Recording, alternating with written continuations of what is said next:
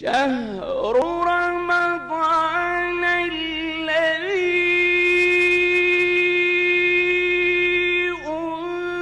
أنزل فيه القرآن هدى للناس وبينات من الهدى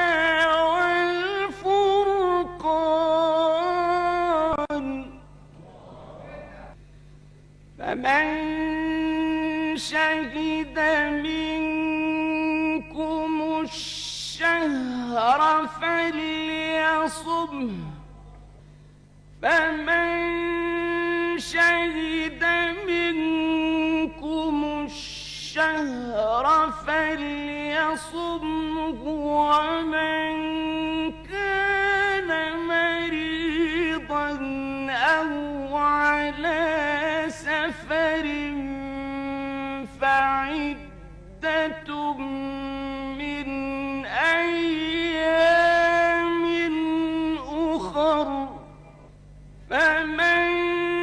شهد منكم الشهر فليصمه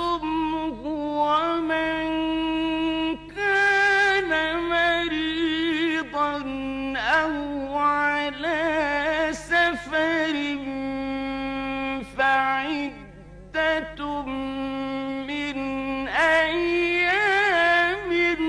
أخر يريد الله